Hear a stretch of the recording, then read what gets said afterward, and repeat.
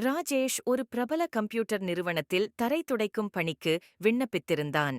அவன் இன்டர்வியூ சென்றபோது மேலதிகாரிகள் அவனை தரையைத் துடைத்துக் காட்ட சொன்னார்கள். சொன்னபடியே தரையை சுத்தமாக துடைத்தான்.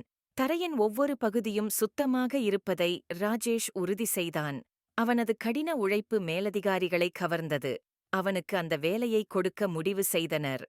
கடைசியில் அவனிடம் தகவல் சொல்வதற்காக இமெயில் முகவரி கேட்டார்கள்.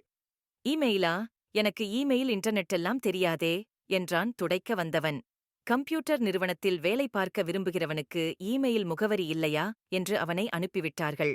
கையில் வெறும் 10 ரூபாயுடன் சந்தைக்கு அலைந்து வெங்காயம் வாங்கினான் ராஜேஷ். அவற்றை அண்டை குடியிருப்பு பகுதியில் விற்க முடிவு செய்தான். அவனுக்கு ஆச்சரியமாக 10 ரூபாய் லாபம் கிடைத்தது. தனக்கு கிடைத்த வாய்ப்பை உணர்ந்தான். ராஜேஷ் தனது கடின உழைப்பை வெங்காய பிசினஸில் செலுத்தினான். சிறிது சிறிதாக விற்பனை செய்து சில ஆண்டுகளில் வெற்றிகரமான வெங்காய வியாபாரியாக மாறினான். ராஜேஷின் தொழில் வளர்ச்சியடைந்ததால் வங்கிக் கணக்கு தொடங்குவது தொடர்பாக வங்கி ஊழியர் ஒருவரை ராஜேஷ் அணுகினான். இமெயில் முகவரியை கேட்டதற்கு இமெயில் முகவரி இல்லை என்று பதிலளித்தான் ராஜேஷ். இதனால் வங்கி ஊழியர் அதிர்ச்சியடைந்தார்.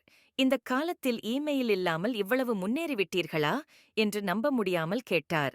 அதெல்லாம் தெரிஞ்சிருந்தால் நான் கம்ப்யூட்டர் கம்பெனியில் தரையை துடைத்திருப்பேன் என்று சிரித்தான் ராஜேஷ். ராஜேஷின் வார்த்தைகளில் இருந்த ஞானத்தை வங்கி ஊழியர் உணர்ந்து கொண்டார். சில நேரங்களில் தவறவிட்ட வாய்ப்புகள் பெரிய வெற்றிக்கு வழிவகுக்கும். நிராகரிக்கப்பட்ட வேலை காரணமாக தொடங்கப்பட்ட வெங்காய வியாபாரம் ஒரு வெற்றிகரமான தொழில் அதிபரை உருவாக்கியது. தொழிலதிபராக மாறிய ராஜேஷின் பயணம் விடாமுயற்சி மற்றும் நம்பிக்கையின் சக்திக்கு சான்றாக அமைந்தது.